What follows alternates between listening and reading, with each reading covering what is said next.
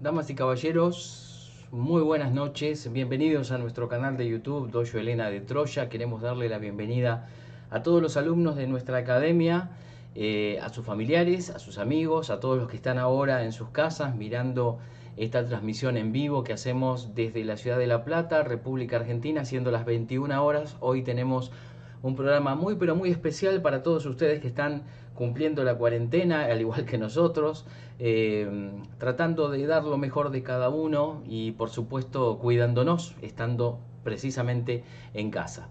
Esta noche vamos a tener una emisión muy pero muy especial. Vamos a conocer al investigador del fenómeno OVNI, Carlos Ferguson.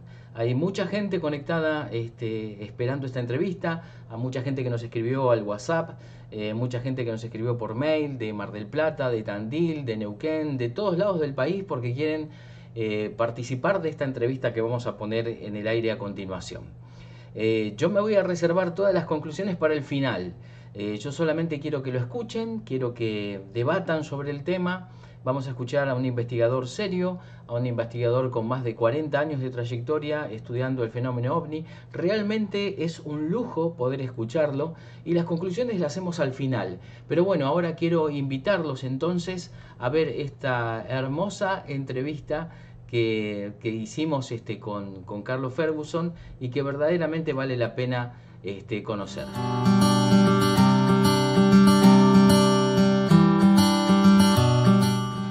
Mi nombre es Verónica Ortiz, tengo 20 años y actualmente estoy estudiando para ser maestra de primaria en un futuro.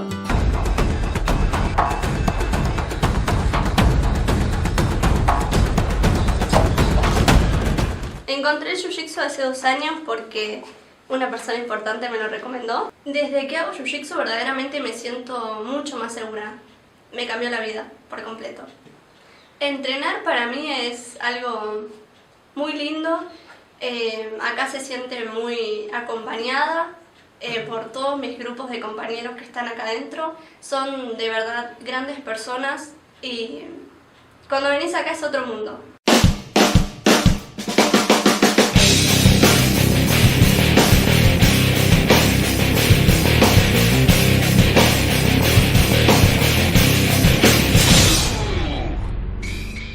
El Jiu-Jitsu me cambió mentalmente y también personalmente.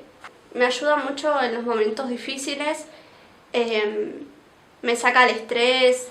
Es una compañía muy grande porque cuando una persona está mal, viene acá y se olvida todo.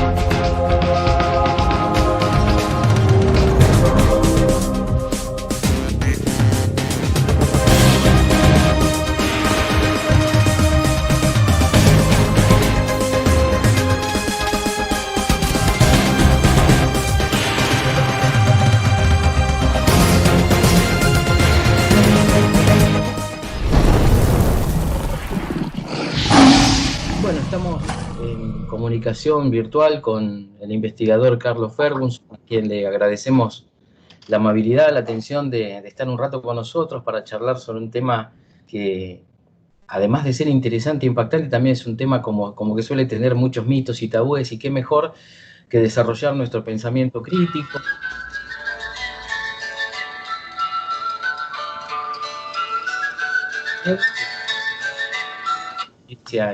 En la investigación de esto que vamos a tratar hoy, y que no es nada más ni nada menos que el fenómeno OVNI. Buenas tardes, Carlos, ¿cómo estás? ¿Qué tal, Ulises? Buenas tardes, ¿cómo te va? Un gusto estar con ustedes. Bueno, muchas gracias. Esta entrevista está saliendo para nuestros alumnos de nuestra Escuela de Artes Marciales, para sus familiares y amigos, y bueno, hoy vamos a proponer que ellos mismos generen un debate, ¿no? Ahí donde están viendo esta entrevista, porque yo pensaba mientras buscaba material y me informaba sobre tu trayectoria y tus investigaciones, arrancar esta entrevista con esta reflexión, ¿no? ¿Es ilógico a esta altura, Carlos, pensar que estamos solos? Sí, matemáticamente la astronomía, la exobiología ya dan una posibilidad muy alta de vida. Lo que pasa es que digamos, hasta el momento no está probado, no hay ningún elemento probatorio de esto, pero sí los cálculos más escépticos están hablando solamente en nuestra galaxia, más allá de las 300.000 millones de galaxias que hay fuera de la nuestra, que en nuestra galaxia habría 1 millón de soles con posibilidades de albergar planetas con vida. Es muy pesimista el cálculo porque estamos hablando de que tenemos 100.000 millones de soles y estamos solamente con 1 millón. Así que esa posibilidad existe. De todas maneras, yo siempre separo los temas, ¿no? Una cosa es la posibilidad de vida. Hoy en día la física cuántica nos habla también de otras cuestiones, de otros universos y de otros elementos que podrían estar aquí mismo. Digamos, la parte de la vida extraterrestre desde el punto de vista de la astronomía es algo que en realidad es a los astrónomos y a los exobiólogos a quienes le compete. Aunque ellos a veces, con el prejuicio de que el fenómeno ovni proviene del espacio, tratan de negarlo, ¿no? Carlos, ¿qué fue lo que te movió a vos la investigación exclusiva de este fenómeno? Bueno, eso fue un avistaje a muy corta distancia, porque yo era una persona, no escéptico, pero ignorante en toda la cuestión del fenómeno. Me burlaba un poco de las noticias, veíamos las películas de la década del 50 con platillos atacando la Tierra y bueno. Pero bueno, en enero del año 76, hace más de 40 años, en plena tarde en Capital Federal estábamos con otros amigos, veníamos de jugar un partido. Era una tarde, en ese momento la hora de la siesta, no había nadie prácticamente, mucho calor en enero, día nublado, encapotado el cielo, y de repente, ante nuestra vista, que estábamos sentados en un umbral de una casa, la vereda de enfrente, típica, vamos a suponer 15 metros, 17 metros, y a la altura del único edificio alto de la zona en ese momento, ya no, que era un edificio de 2 pisos. Al lado de prácticamente de la terraza del edificio, al alcance, no diría de la mano, pero muy, muy cerca, lo que vimos fue el tamaño de un auto muy pequeño y literalmente era, es como si uno toma 2 platos de metal y los pega. Sin turbina, sin hélice, sin nada. Haciendo movimientos arriba, abajo, derecha, izquierda, como un murciélago. Y bueno, lo impactante de esa imagen, que siempre me ha quedado en la retina, es el hecho de que esas películas de la década del 50, donde uno veía esos platillos que parecían toda una fantasía, es literalmente lo que vimos. No vimos una luz en la noche con la posibilidad de la confusión y otra cosa. Esto era una máquina a muy baja altura, segundo piso, y a la distancia una vereda a otra, o sea, a menos de 40 metros de distancia de nosotros. En ese momento no eran los celulares, había cámara de foto, había que tenerla cargada, había que irla a buscar a la casa. Lo único que atinamos es a tocar los timbres de la cuadra. Lamentablemente ninguno de los vecinos que salió tenía una cámara cargada. Pero igual, si hubiesen visto la foto, los negadores la hubiesen negado porque era demasiado buena para ser verdad, porque hubiésemos visto un objeto a no más de 2 pisos de altura. Después se fue elevando a los 10 minutos, hasta que se hizo un punto metálico y salió a gran velocidad hacia el sudeste. Yo a partir de ese momento me empecé a plantear desde el punto de vista más que nada de la propulsión y de la lógica. ¿Cómo puede sostenerse eso en el aire sin turbina, sin hélice, sin nada? Y bueno, ahí ya me metí más de lleno y ya al meterme de lleno, hace más de 40 años, ya uno empieza a ahondar en los testimonios de personas que han visto cosas incluso más complejas, y especialmente los casos de los pilotos, ¿no? Que son los más experimentados para la observación aérea y para cualquier tipo de fenómeno, para una respuesta rápida. Y ahí sí me encontré con otras realidades, ¿no? Ese fue un poco el comienzo. ¿Y qué te despertó a vos haber tenido esa experiencia de un avistaje? ¿Te dio miedo? ¿Qué sentís en ese momento?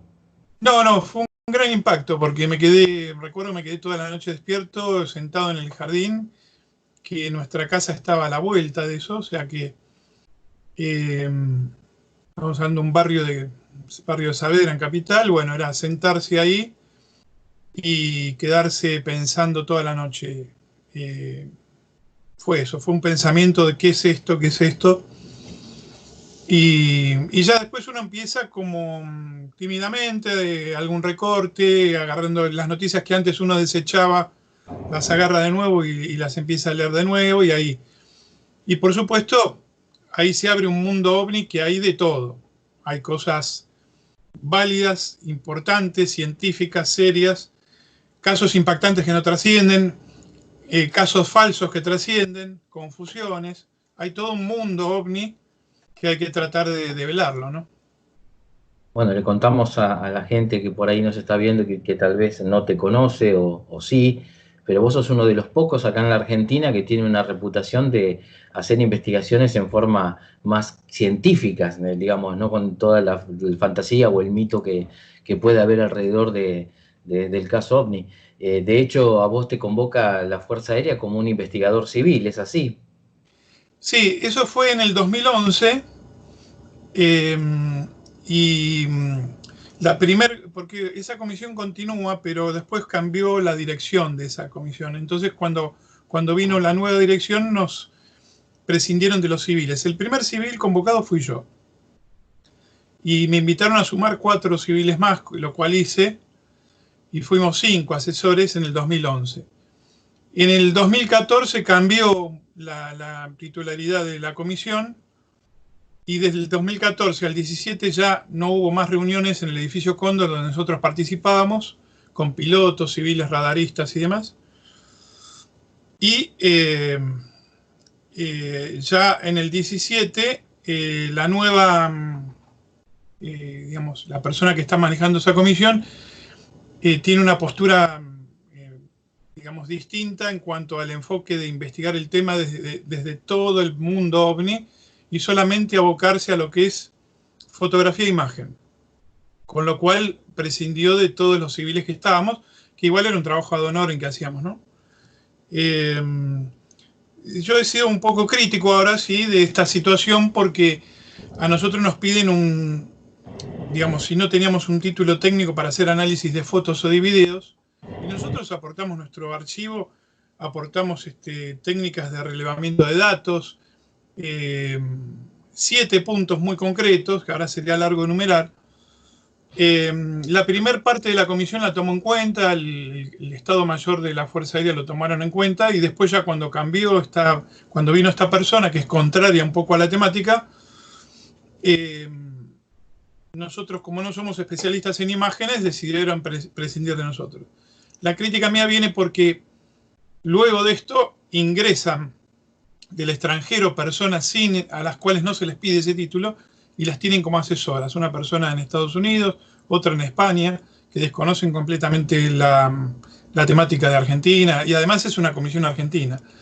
Debe ser el único caso en el mundo donde una comisión oficial de un país, en vez de convocar a gente de su país, convoca a gente de afuera. Pero bueno, esa es la postura que tiene ahora esta persona, y bueno, es contraria al tema desde todo punto de vista. El problema es que el fenómeno ovni, en el mundo ovni, la fotografía y la imagen representan entre un 2 y un 3%. Quiere decir que estamos dejando el 97% de lado.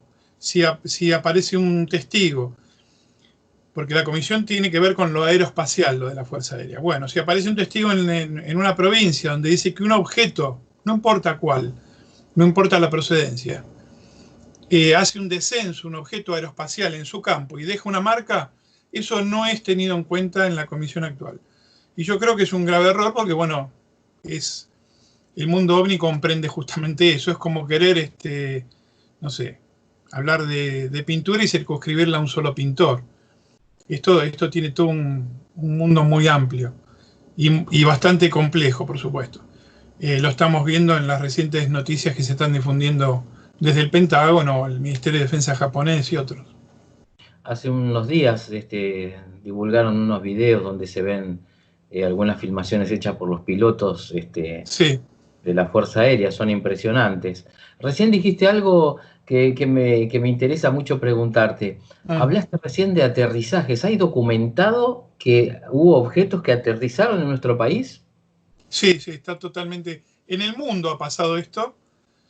De los 100, digamos, tenemos que hacer la salvedad. De 100 casos, 80 son confusión.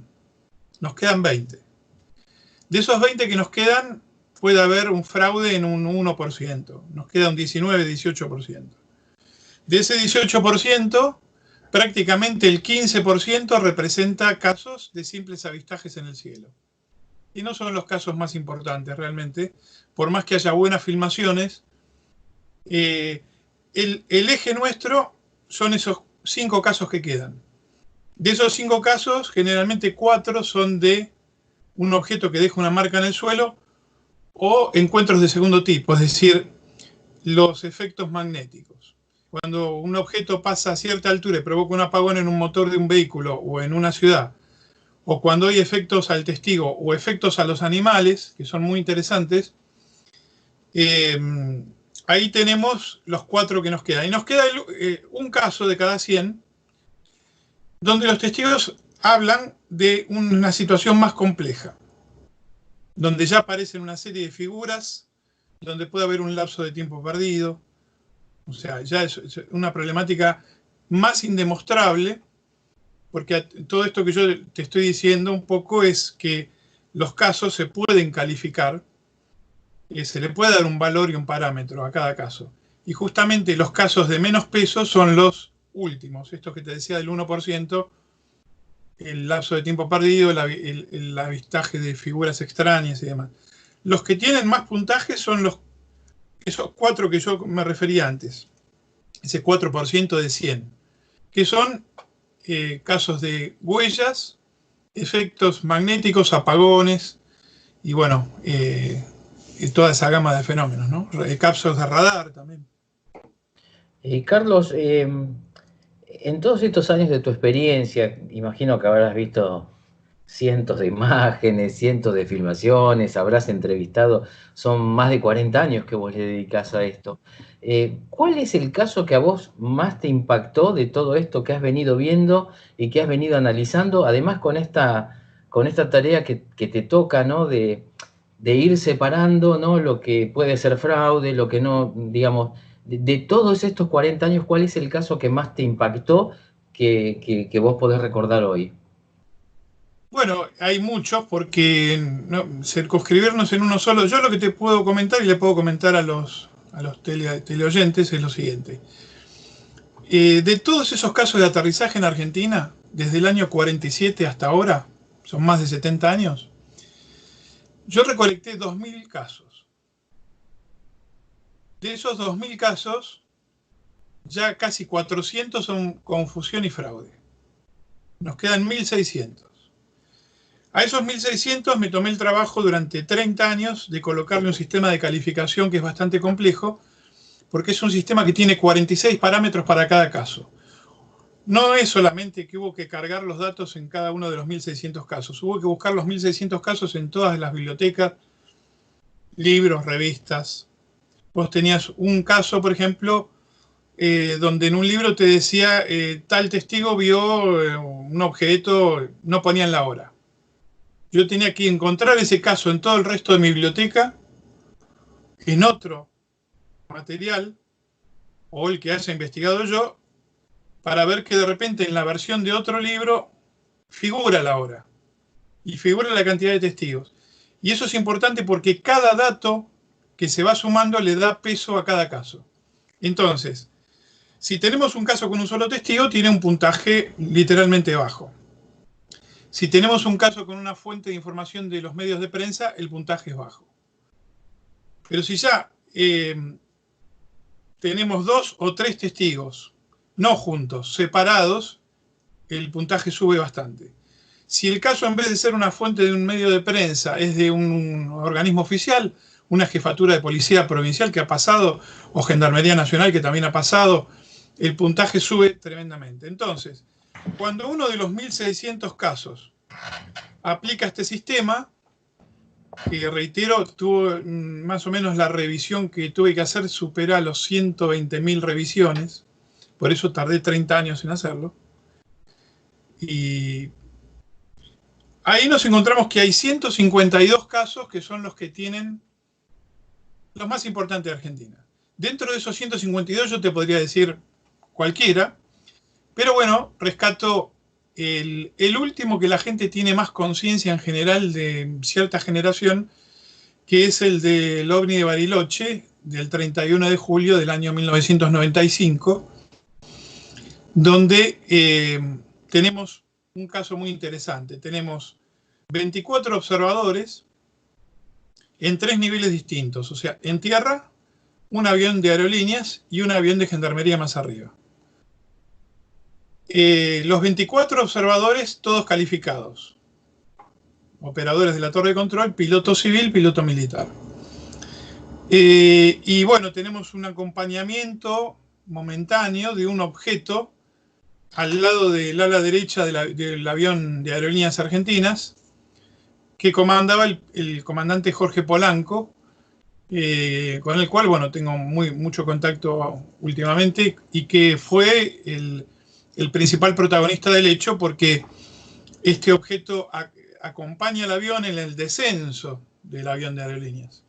Y cuando está descendiendo, el piloto con su copiloto tienen que tomar una determinación ante un objeto que se acerca en vuelo, es casi una colisión, casi un choque, porque estamos hablando de 40 metros del ala derecha del avión. Y un objeto de 30 metros de diámetro, que era un platillo metálico con luces en los extremos. Ante esa situación, Polanco hace una maniobra de escape, porque ve que cuando está por aterrizar, toda la pista de aterrizaje viene un apagón y en toda la ciudad de Bariloche. Él hace un escape hacia la izquierda. Esa maniobra, el país que mejor investigó en el mundo el fenómeno OVNI es Francia. El Ministerio de Defensa francés hizo un informe que se llama Informe Cometa en el año 99. Y allí dice que el mejor ejemplo de una decisión rápida de un piloto es el caso San Carlos de Bariloche, 31 de julio del 95 en Argentina. Esa frialdad que tuvo Polanco hace que él haga un escape, y en ese momento todos los testigos azorados van a ver que el objeto vuelve, el OVNI vuelve hacia la posición en la cual había empezado a seguir al avión, empieza a acelerar y de 300 o 400 kilómetros por hora llega a una velocidad aproximadamente de 3.800 a 4.000 kilómetros por hora, pero en un ascenso muy pronunciado. Lo cual, todas las personas intervinientes allí dicen que no existe un prototipo que haga ese tipo de maniobra. Esto está ratificado, por ejemplo, por el comandante Gaitán de Gendarmería, que era el que estaba más alto, en el avión más alto. Lamentablemente falleció unos meses después en un accidente de aviación. Pero bueno, Gaitán ofreció su testimonio en distintos programas de Capital Federal, de Chiche Hemblum, Mirta Legrand y todos, hablando tajantemente de la imposibilidad de que una máquina conocida por nosotros haga esa maniobra. Yo diría que ese caso, por la cantidad y calidad de los observadores, me fui muy extenso, pero te dije que es el caso más sobresaliente, ¿no? No, es un placer igual escucharte, ¿no? Estaba pensando mientras te escuchaba con toda esta pasión que vos describís tus investigaciones, tantos años, tantas revisiones, tanta meticulosidad en tu trabajo, y que esté tan desperdiciado por la Fuerza Aérea con estos cambios que vos me contaste. Me quedé colgado con eso mientras te escuchaba, porque es inconcebible que alguien de tu trayectoria y de todos estos años, con esta meticulosidad que vos tenés para esta investigación, no estén trabajando en esa comisión por estos motivos que vos me contaste. Pero bueno, eso es una apreciación mía. No, te agradezco, sí. Mira, yo me quedo reconfortado porque a todo esto, cuando fue el ingreso a la Fuerza Aérea, lo más a veces doloroso fue que algunos grupos, colegas de investigación, lo tomaron como una cuestión de, no sé, si celos, bronca. Algunos empezaron a atacar, que podíamos estar participando en cubriendo información. Los que me conocen saben que, es más, yo cuando tuve la charla en el edificio Cóndor de la Fuerza Aérea, lo que planteé fue si esta investigación va a ser abierta, yo participo, si no, no. Lo cual en la primera etapa se estuvo de acuerdo. Y así había un buen archivo, se consultaba con el público, era muy abierto. Pero yo me quedo reconfortado porque hubo, bueno, varias personalidades en Argentina de la ufología de los pioneros que les encantó el material y realmente hay 3 personas en el exterior. Una es el doctor Peter Sturrock, que es un matemático de Harvard. Ya no está dando cátedra porque ya tiene un nombre muy grande, pero ese es uno. El otro es Richard Haynes, que trabajó en la NASA diseñando el prototipo de las naves Skylab y las Apollo. Es psicólogo y además presidente de la Asociación de Psicólogos del Aeroespacio en Estados Unidos. Es una personalidad con un montón de títulos. Está en un nivel totalmente distinto a nosotros. Y otro es el doctor Jacques Vallée, que es un astrofísico francés que vive en San Francisco, que si has visto, o alguno de los televidentes ha visto, por ejemplo, la película Encuentros Cercanos, del Tercer Tipo de Steven Spielberg, hay un personaje allí francés que aparece en la película, que está encarnando un poco a Jacques Vallée. Jacques Vallée fue el que pateó el tablero en la década del 70-80 y afirmó: los ovnis pueden ser otra cosa, no algo venido del espacio, y hablaba de los mundos paralelos y de un universo que está en otra dimensión. Quiero aclarar que Jacques Vallée fue el creador del mapa del planeta Marte, trabajó para la NASA, trabajó para el Observatorio de París. O sea, estamos hablando también de una persona que está en otro nivel totalmente superior. Y además es asesor de empresas en la zona de Silicon Valley, o sea, es una persona que tiene unos conocimientos científicos impresionantes. Y él ha recibido mi material de los 2000 casos y ha quedado muy impactado. Me ha mandado unas líneas que yo las reproduzco en mi página, donde está asombrado de la cantidad de material que se ha juntado y demás. Y yo me quedo realmente con eso, que rescato que por lo menos en el exterior, gente de ese nivel, de esa magnitud, estén valorando el trabajo, me parece que es genial. Después uno puede hacer las cosas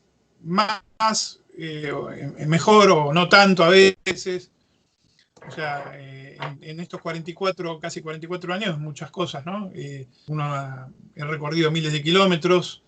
Antes se podía salir un poco más por la situación económica. Hoy la Argentina es tan inmensa que yo me acuerdo haber ido un caso al norte de Zapala, en Neuquén, para ir a investigar a un testigo que cerca de la cordillera, en el límite con Chile, había tenido una experiencia de un encuentro de un objeto y figuras cuando era una persona que no sabía ni leer ni escribir. Entonces era un caso espectacular para decir, bueno, a ver, ¿qué opinión tiene una persona que no tiene cultura sobre esto, ¿no? Y así te puedo contar montones de casos. Pero bueno, ahora estoy viendo los frutos de que por lo menos en el extranjero me han invitado a un congreso en Barcelona, otro en Mato Grosso, en Brasil, en distintos lugares. Y me parece que no soy el único yo. Las personas que habían entrado conmigo, incluso uno de ellos, yo creo que es el máximo analista argentino del tema, que es el licenciado Ángel Díaz de Córdoba, de Río Ceballos. Y bueno, y hay otros, ¿no? Estaba pensando mientras te escuchaba, ¿no? Esto de que te reconocen más en el extranjero que acá, ¿no? Eso es una de las cosas que siempre hablamos con los alumnos de nuestra academia, ¿no?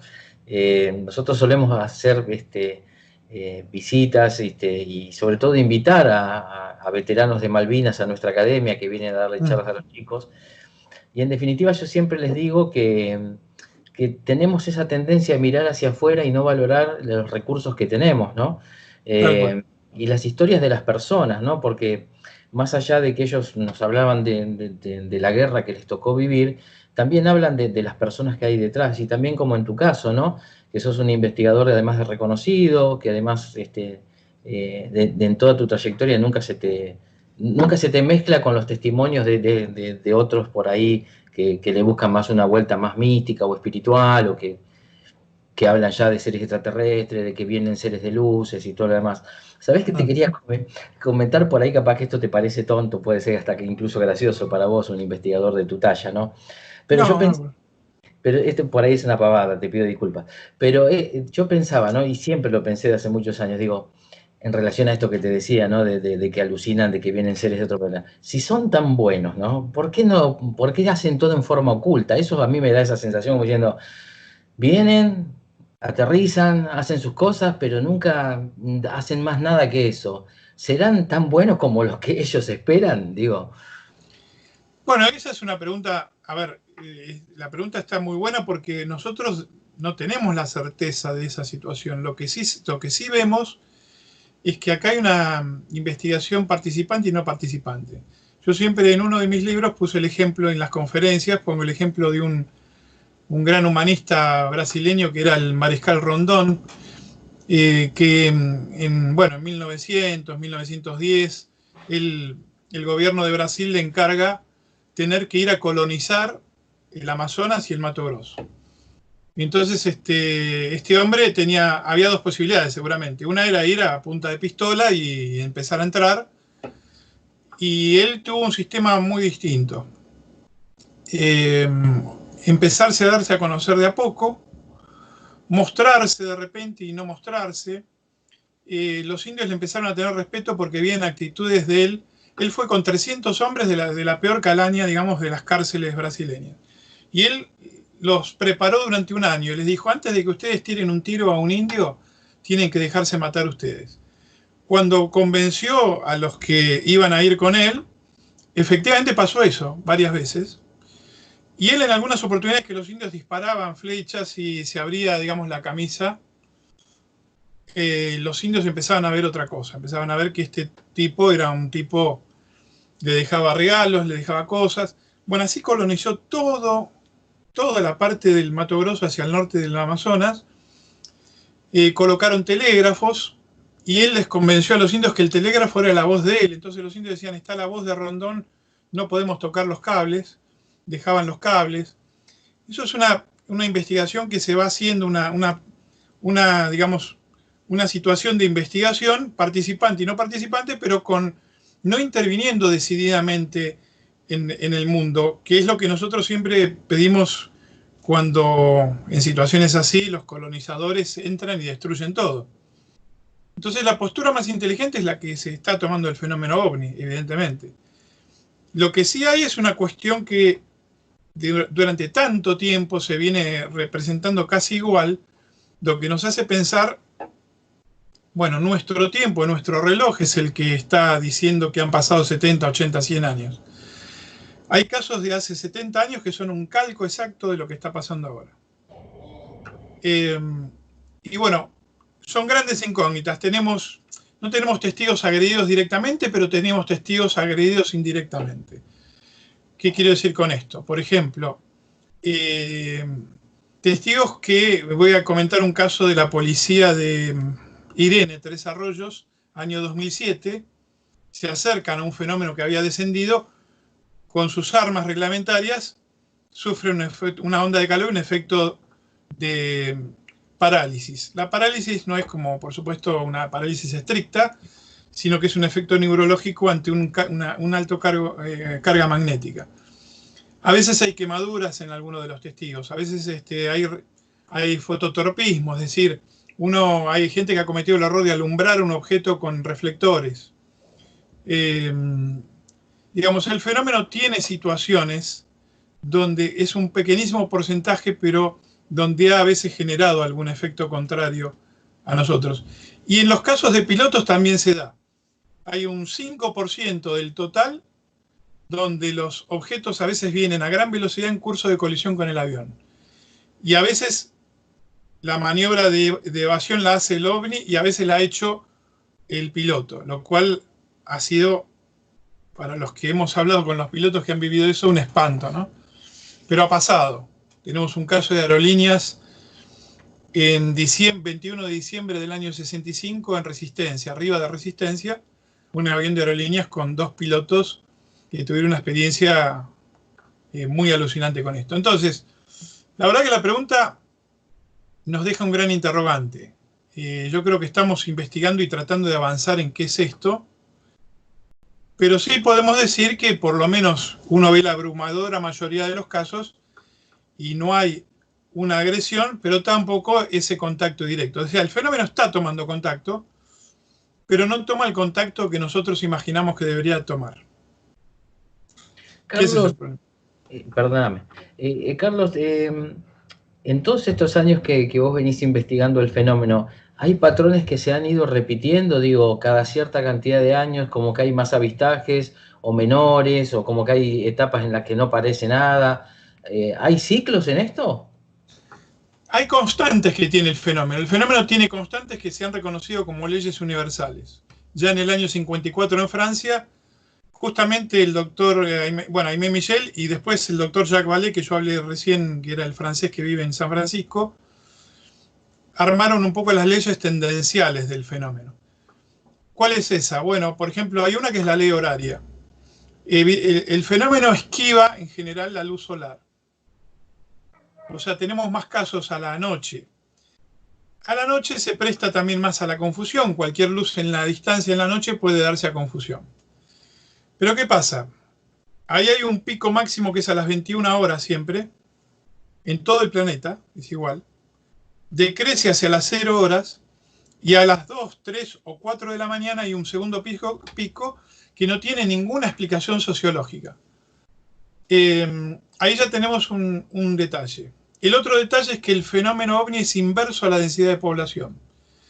Es decir, cuando nosotros tomamos todos los casos, vamos a suponer, de Argentina, tenemos más casos en Capital y Gran Buenos Aires por una cuestión de que hay más gente y más población. Pero cuando hacemos el estudio, ese mismo estudio lo hacemos aplicando avistaje ovni por habitante por kilómetro cuadrado, que ahora no viene al caso comentar cómo se hace, pero bueno, llegamos a la conclusión de que en Capital Federal hay 4.5 casos por habitante por kilómetro cuadrado, pero en la Patagonia hay 7 casos por habitante por kilómetro cuadrado. Esta situación se ha dado en el mundo. Es decir, el fenómeno ovni esencialmente es más avistado en zonas rurales, en zonas más despobladas. Ahí ya tenemos 2. Y después tenemos algunas características típicas, los diámetros de los objetos, los diámetros de las huellas, se corresponden generalmente. Hay algunas formas, los efectos físicos, haces de luces compactos, haces de luces que se bifurcan. Hay muchos más. Pero lo que no hay, y hubo oleadas, o sea, hubo años donde la actividad del fenómeno creció desmesuradamente, como fue el año 68, 1968, esa fue internacional. Y después hay oleadas locales.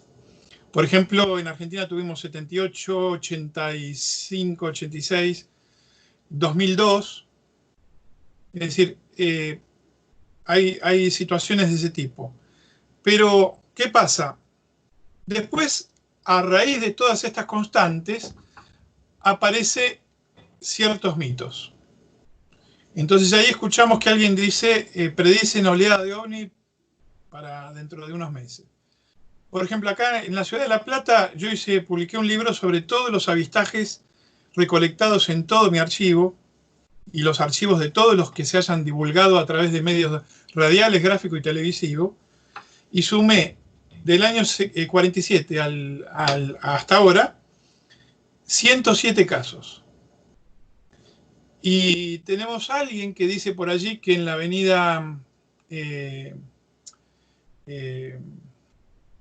70, en la avenida 70 y en algunas calles de la ciudad de La Plata hay cientos de testimonios. Es imposible. Entonces se empieza a jugar con esta cuestión de las cifras, de lo que es real, de lo que no es real.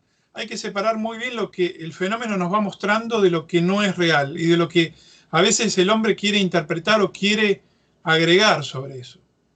Ese es el problema que tenemos. Pero sí tenemos, por ejemplo, como te decía, constantes.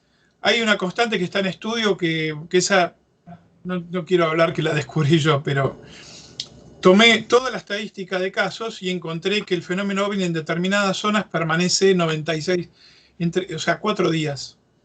Cuando hay una mini oleada en ciertos sectores dura 4 días y desaparece a otro lado. Eh, y podríamos hablar de muchas más. Las características de algunas cuestiones fisonómicas de algunas de las figuras que se ven. Hay varias. Pero el problema es cuando el hombre agrega cosas inexistentes. Como yo te decía, por ejemplo, vienen de tal o cual lado. No, eso no lo sabe nadie. Van a aparecer más dentro de un mes. ¿Por qué? No se sabe. Hay una zona elegida en Argentina. No hay zonas elegidas. Hay zonas donde se han dado casos durante un cierto tiempo y después eso desaparece.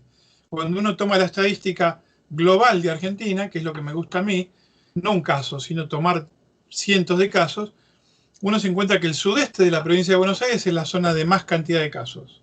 Y las zonas supuestamente elegidas que están promocionándose por todos los medios de prensa están en el puesto número 14, 15, 16. Entonces, bueno, no sé si contesté la pregunta, pero Sí, sí. más o menos hay cosas realmente que el fenómeno nos va mostrando y hay efectos principalmente que se van dando. Por ejemplo, están asociados, pero no podemos todavía decididamente decir que el fenómeno es parte de eso. Pero, por ejemplo, en los campos del interior del país, a la par de la observación, a veces aparece el pozo australiano totalmente seco, sin tener ninguna rotura. 5.000, 10.000 litros de agua desaparecen de golpe.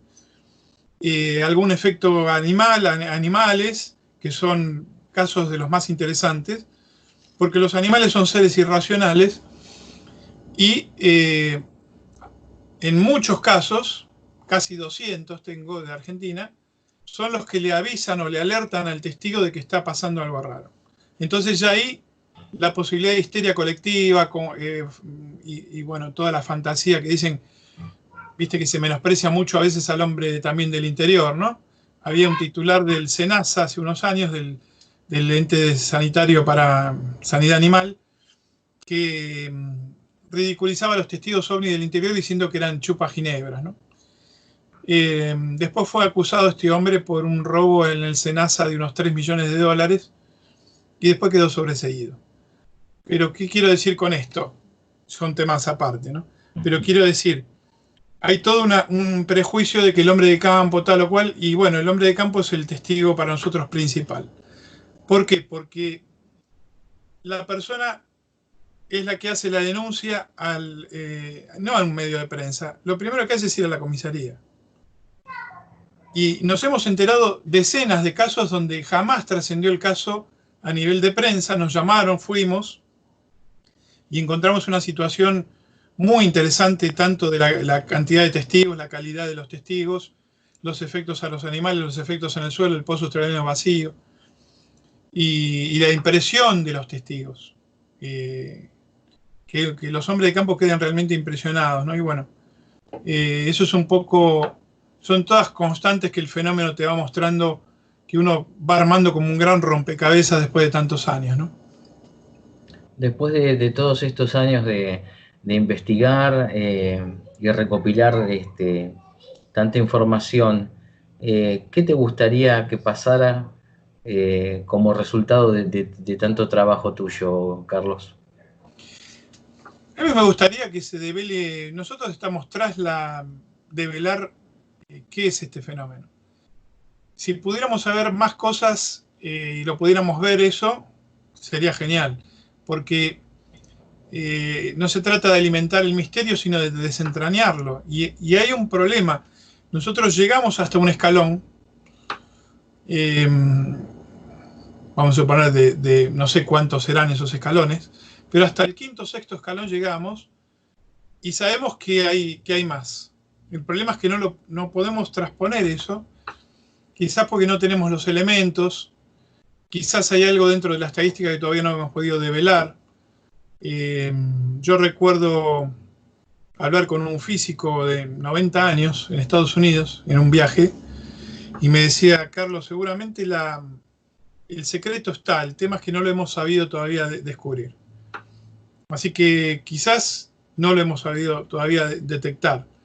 Pero lo que hay que hacer es investigarlo. Lo inadmisible es negarlo por negarlo, como pasa ahora con esta comisión de la Fuerza Aérea, o intentar agregarle cosas nuestras o querer tomar al fenómeno ovni como una cuestión solamente virtual, o sea, fotofilmación y nada más. El fenómeno ovni es investigación de campo, es la investigación al testigo, relevamiento de muestras. Hay que saber cómo recolectar esas muestras, recomendar con profesionales, psicólogos, hacer la investigación complementaria en todos los aspectos. Ese es el tema más interesante, porque no es un investigador que va y hace todo. Si es por uno, no se puede. Lo importante es un trabajo en equipo. Por eso veíamos con mucha alegría esta creación de esta comisión en el 2011, porque digamos que contaba con elementos que nosotros como investigadores no podíamos tener. Pero bueno, esperemos que si no se devela aquí, que de afuera vayan difundiéndose estos archivos, se van abriendo, como estamos viendo que están abriendo algunos archivos y están algunos países como ratificando la realidad del fenómeno. Hay una declaración, con esto cierro la respuesta a la pregunta, pero hay una declaración que hizo un comandante de las fuerzas cósmicas de Rusia, que se llamaba Vladimir Ivanov, en el año, exactamente fue en el 97, salió en el diario Clarín. Y él dijo: todavía no hay respaldo institucional suficiente para decirle a los pueblos del mundo la verdad. Es una frase muy, muy contundente. Pero creo que antes de que yo desaparezca de la Tierra, los pueblos del mundo van a acceder a la información que tenemos. Es decir, que hay información, por supuesto, que está, evidentemente las potencias evidentemente lo tienen, porque aquí el problema del fenómeno ovni es que no tiene control. Entonces, las potencias pueden tener, ahora con la pandemia tampoco hay control, pero recién ahora se está controlando. Pero quiero decir, en una situación de no control, donde los pilotos están hablando de aeronaves totalmente desconocidas con velocidades y maniobras imposibles, es inevitable de que las potencias no tengan guardado un montón de material y que están tratando también de saber qué es esto, ¿no? Sabés que mientras te escuchaba pensaba, ¿no? Esto que venís diciendo, ¿no? Debería ser algo que nos preocupe, ¿no? Investigarlo, porque, digo, a nivel geopolítico, que haya objetos que no podemos identificar, que no sabemos qué son, de dónde vienen, si están tripulados o no, y aterrizan en nuestro espacio, digamos, y vuelan en nuestro espacio aéreo, debería preocuparnos a nosotros como nación, porque es un hecho más que preocupante para analizar. Digo, no desde el miedo, pero digo, están objetos llegando a nuestro espacio aéreo y a nuestro territorio. Estos casos que vos contás, ¿no? Que se vacía un tanque de agua, en fin, y otras manifestaciones más, digo, debería importarnos para no creer que no pasa nunca nada y un día, viste, nos encontremos con alguna sorpresa, viste. Mira, es muy importante lo que decís por dos motivos. Primero, el gran problema también es que tenemos aeronaves desconocidas terrestres. Tenemos toda una situación complicada, con un montón de situaciones non santas, y eso también está en nuestro territorio. El segundo aspecto que vos comentabas, yendo específicamente al fenómeno ovni, es una responsabilidad y un deber que tenemos con los testigos. Sin entrar en política, cuando uno advierte ahora que, por ejemplo, han quedado algunas personas libres que son de alta peligrosidad, y no se contempla la situación del resto de la gente, bueno, es muy difícil pensar que con un testigo ovni va a pasar, pero hay testigos que han quedado muy impresionados, que nos pedían un asesoramiento, una ayuda psicológica. Hay gente que ha dejado los trabajos y no volvió más a esa provincia, por citar casos extremos. Y después algún perjuicio también en su quehacer, en su trabajo, en sus animales, en sus granjas. Para que un piloto, por ejemplo, se anime trabajando en una línea privada o militar, como fue el caso que yo comenté, se animen a bajar del avión y tener la necesidad de decir que han visto una cosa fuera de lo común, bueno, el peor aspecto para un piloto al hablar así es la reputación personal. Puede correr riesgo su trabajo, Eso nos indica que hoy haya más de 500 casos documentados en el mundo de pilotos de todas las latitudes del planeta. Yo recolecté casi 600 casos, donde los pilotos han sido testigos de la presencia ovni, muestra las claras de que este fenómeno está incursionando constantemente. Y le debemos al testigo una respuesta más allá de las respuestas que uno quiera lograr con esto. Me parece que hay que satisfacer esa inquietud primero, ¿no? Carlos, para ir terminando, me gustaría que cuando pase la pandemia nos vengas a visitar para estar un rato con nosotros, y compartir Sí. Parte de tus conocimientos y compartir esto con los alumnos de nuestra escuela, sus familiares. Nosotros siempre, generalmente, cuando traemos un invitado, invitamos también a los familiares para compartirlo todo en familia. Una de esas, ¿no? Comprometerte a que cuando pase esto nos vengas a visitar. Pero para ir cerrando, vos escribiste 2 libros, ¿puede ser? ¿2 libros solamente o hay más? No, 5. 5 libros, bien. ¿Y cómo pueden acceder la gente que esté interesada por este tema a ese material? Si tenés un blog, ¿cómo te contactan? Sí, yo tengo una página con el nombre mío, pero en realidad ese material está en Mercado Libre porque o se vende en charlas cuando yo doy, a veces son ediciones personales, no se vende en librerías. El primero es de encuentros entre pilotos y ovnis, el segundo ovnis aterrizajes en Argentina, que son los 2000 casos que antes comenté. Después está ovnis en La Plata, ovnis en Mar del Plata, y el quinto, objetos subacuáticos no identificados, que reúne más de 100 eventos de objetos entrando y saliendo de los mares argentinos y más de 300 a nivel internacional. Y ahora estoy ya por publicar el 6º libro en unos meses. Yo quería hacer una breve mención de lo que habías dicho. Me parece importantísimo que si vienen los alumnos, que vengan los padres también.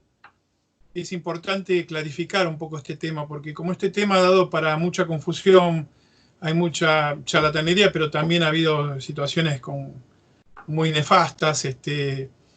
Es un tema que a veces se mira con recelo. Entonces es clave poder, nosotros en las charlas cuando damos siempre, lo lindo es ver público de toda edad, gente grande, pero también gente joven que viene a interiorizarse un poco de todo esto, y me parece que es la clave poder mostrar un poco algo que uno ha hecho y que hay en general en el tema, para que, el que le interesa un poco también se pueda sumar o pueda interesarse, ¿no?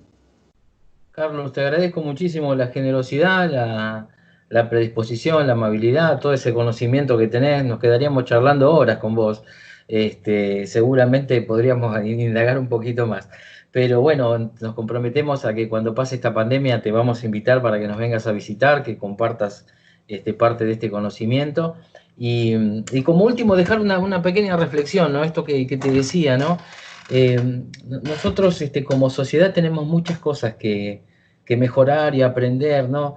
Y una de las cosas que siempre quiero rescatar a los chicos es que cuando conocemos personas como los veteranos de Malvinas, como en el caso tuyo, que sos un investigador que hace más de 40 años que está investigando seriamente esto, dejemos de mirar hacia afuera y empecemos a honrar a nuestra gente, a toda la gente que le pone el cuerpo y que le pone la pasión a lo que hace, con ese cariño, con ese fuego que los mueve, porque seguramente en estos 40 años te ha pasado de todo. Imagino que te han tratado de cualquier cosa, de fabulador, de mentiroso, de loco, supongo que habrás pasado por todo eso, y sin embargo estás acá, y es importante eso, es importante que los chicos vean estas cosas porque habla de nuestra identidad, de quiénes somos como argentinos también, y de que también tenemos gente muy valiosa, y es importante que nosotros aprendamos a honrarlos, ¿no? En otras culturas, nuestro arte, digamos, de lucha de combate viene de una cultura oriental, y en la cultura oriental siempre a los más viejos, a los más grandes dentro de la sociedad, siempre se los respeta, se los honra,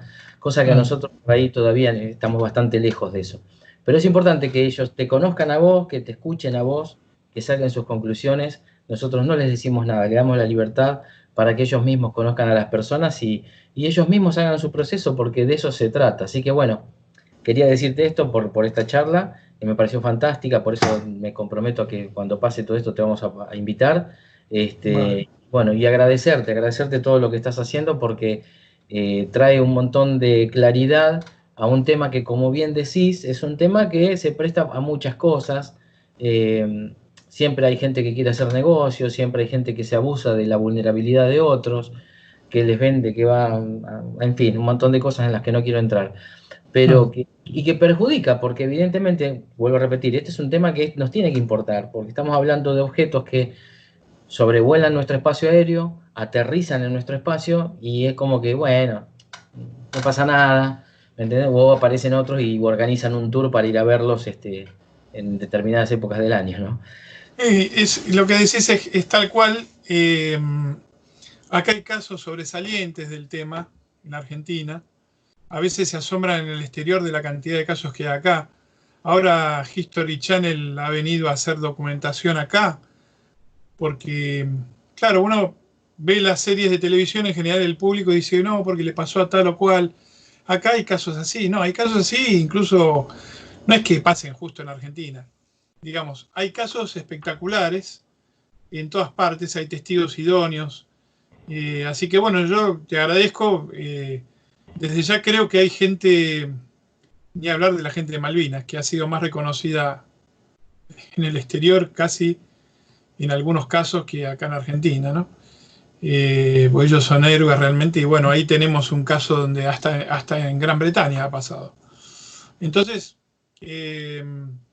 yo creo que es importante el material de casos que hay. Tenemos un gran material de gente, de equipo, y lo que falta siempre es, bueno, digamos, tomar la decisión a veces para encarar las cosas, pero en la medida que uno puede, lo hace. Creo que lo importante es eso, ¿no? Así que, y siempre honestamente, sí, ha pasado de todo. En otro momento charlaremos. Te puedo comentar 1000 anécdotas positivas y a veces no tan positivas, pero bueno, hubo de todo, sí. Carlos, te agradezco muchísimo. Esperamos, te vuelvo a repetir, cuando pase esto, poder invitarte para que nos vengas a visitar. ¿Cómo no? ¿Cómo no?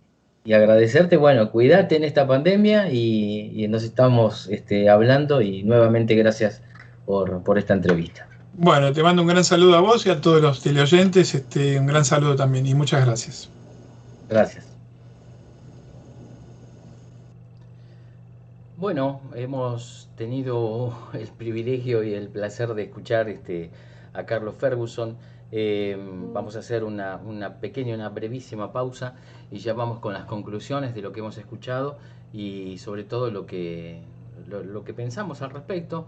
El celular ha explotado durante toda la transmisión, montones de mensajes. Les agradezco muchísimo a toda la gente que está no solo desde todas partes de Argentina, sino también desde otras partes de Latinoamérica, que se han conectado para esta transmisión. En breves instantes estamos para precisamente las conclusiones de esta entrevista que hemos tenido en el día de hoy.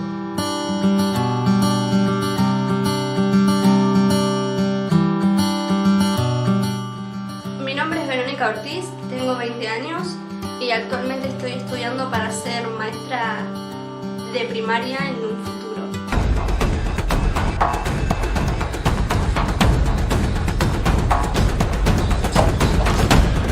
Encontré el Jiu-Jitsu hace 2 años porque una persona importante me lo recomendó. Desde que hago Jiu-Jitsu verdaderamente me siento mucho más segura. Me cambió la vida por completo. Entrenar para mí es algo muy lindo. Acá se siente muy acompañada por todos mis grupos de compañeros que están acá adentro. Son de verdad grandes personas y cuando venís acá es otro mundo.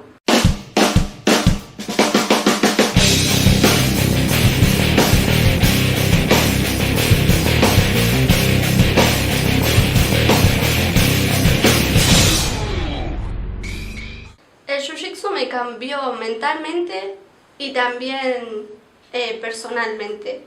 Me ayuda mucho en los momentos difíciles, me saca el estrés. Es una compañía muy grande porque cuando una persona está mal, viene acá y se olvida todo.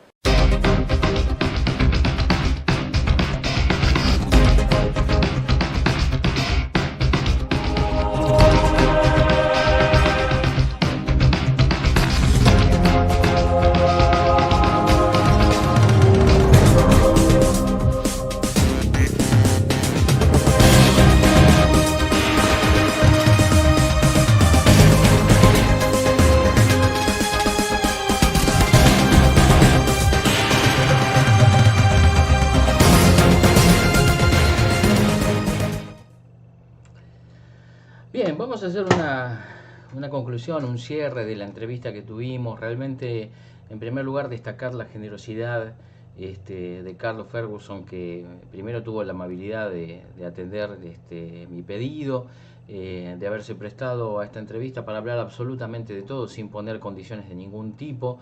Verdaderamente lo valoramos un montón. Pero me quedan muchas cosas en el tintero para comentar y para reflexionar esta noche. En primer lugar, que es evidente que necesitamos como país, como nación, acceder a la información y fundamentalmente poner a la cabeza de esa información que necesitamos a gente como Carlos y como tantos otros que investigan el fenómeno seriamente.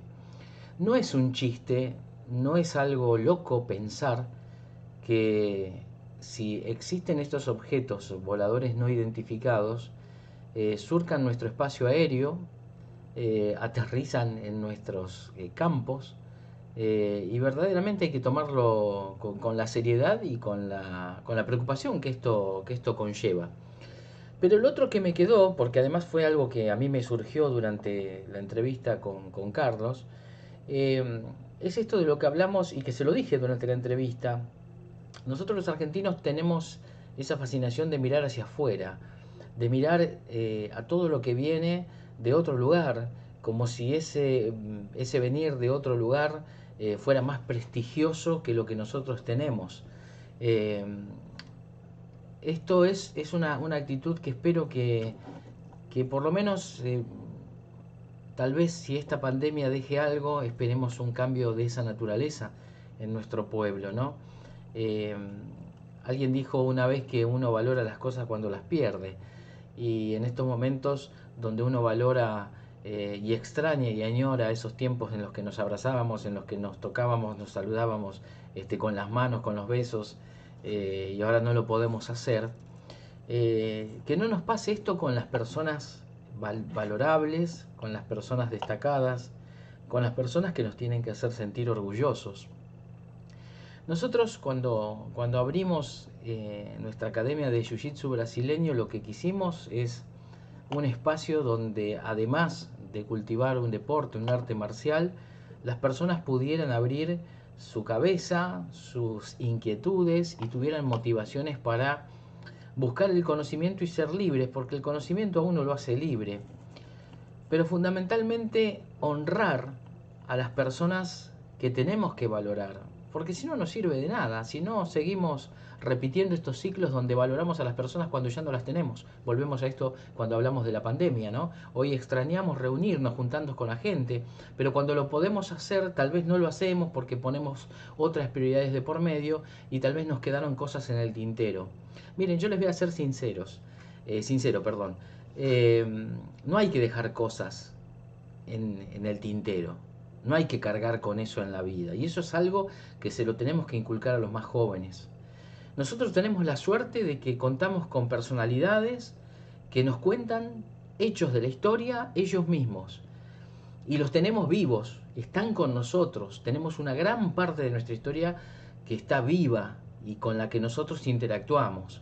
Tenemos que empezar a mirar hacia ellos, ¿no? Hoy cuando hablaba sobre los veteranos de Malvinas, nosotros tenemos el enorme honor de haber recibido en nuestro dojo, en nuestra Academia de Artes Marciales, en nuestro horario de clase, con familiares y amigos, a veteranos de Malvinas que nos han contado lo que vivieron en las islas. Y verdaderamente las únicas historias que se escuchan sobre Malvinas es la de los chicos de la guerra, la de los que fueron obligados, la de que no pudieron hacer nada, que tenían armamento viejo, pero desconocemos la historia de estos grandes héroes que hicieron y que hacen a nuestra nación grande. Después, si el pueblo lo ve o no, es otra cuestión. Pero tenemos mucha gente muy, muy, muy valiosa en nuestro país, muy valiosa, con enormes valores, con enormes ganas, con enorme pasión. Y no tenemos que envidiarle nada a nadie, ¿no? Nosotros en este canal, por eso les agradezco a todos los que se han conectado hoy de todas partes del mundo, nosotros en este canal tenemos otras entrevistas a otras personalidades también, ¿no? Pueden encontrar las que ya están subidas, son las de Jorge Barrionuevo, un piloto de la Fuerza Aérea que atacó una fragata en el estrecho de San Carlos. En estos días vamos a tener la entrevista de Alberto Filippi, un piloto naval que atacó la fragata Arden, se eyectó de su avión cuando un misil golpea su aeronave de combate, cae al mar y sobrevive en condiciones de extrema supervivencia 3 días. Un héroe. Y escucharlo, tenerlo vivo para disfrutarlo, es un lujo, es un placer. Lo mismo me pasa con esta entrevista, ¿no? Conocemos a Carlos Ferguson, un hombre que dedica más de 40 años de su vida, a hacer revisiones y a hacer una investigación seria, una investigación basada en parámetros científicos para obtener información y tratar de develar la verdad acerca de este fenómeno. Y no lo valoramos. Lo valora la gente que lo sigue, la gente que lo quiere, la gente que lo admira, la gente que lo escucha. Pero en realidad nosotros tenemos esta cosa de mirar hacia afuera, de no prestar atención. El arte marcial que nosotros cultivamos en nuestra academia tiene un origen oriental, ¿no? Las costumbres orientales son muy diferentes a las nuestras occidentales. En esas culturas me ha tocado vivirlo, las personas mayores, los de mayor trayectoria tienen un lugar privilegiado dentro de la familia, dentro de la sociedad. Son las personas a las que escuchamos, las personas a las que valoramos primero y a quienes le pedimos consejo. Bueno, sería un buen momento para reflexionar sobre muchas cosas. Es un lujo, verdaderamente un lujo, escuchar a alguien que entrega más de 40 años de su vida a la investigación de un fenómeno. Es también a veces decepcionante que ciertas autoridades, por lo que nos cuentan, hayan cambiado el rumbo de las investigaciones que originalmente tenían otros objetivos y que contaban con la presencia de alguien tan importante como Carlos Ferguson. A mí lo que me queda es esto. Me queda, por supuesto, que me hubiera quedado horas hablando con él. Verdaderamente esperamos que cuando pase todo esto podamos invitarlo a nuestra academia y tenerlo presente para compartir un momento junto a los familiares, los alumnos de nuestro dojo, contándonos sus experiencias, que seguramente hay mucho más para hablar. Cuando encontramos personas así, que valen la pena por lo que son, por lo que representan, por lo que han hecho, por lo que han sostenido su pasión en el tiempo a pesar de los obstáculos, es nuestra obligación como sociedad valorarlos, honrarlos y escucharlos. Y sobre todo aprender, que nos falta muchísimo nos falta aprender. Y ojalá que algún día cuando miremos hacia atrás, podamos decir que estas cosas valieron la pena y que finalmente, a pesar de todo, aprendimos. Muchísimas gracias, muy buenas noches a todos. Suscríbanse a nuestro canal, aquí al Dojo Elena de Troya. Vamos a tener muchas entrevistas más. En estos días sale Alberto Filippi, Rodolfo Castro Fox, héroes de la aviación naval. Tenemos otras sorpresas más y otros contenidos, así que los esperamos. Y recuerden esto que dije, con esto cerramos. Estaría bueno que en estos momentos de pandemia, en estos momentos de reflexión y de mirar hacia adentro, empecemos a valorar, a honrar, a reconocer y sobre todo, fundamentalmente, a cuidar a nuestros valores, porque es lo que nos hace grandes, es lo que hace nuestra nación. Y muchas veces esos talentos están desperdiciados. Muchísimas gracias, muy buenas noches, hasta nuestra próxima emisión.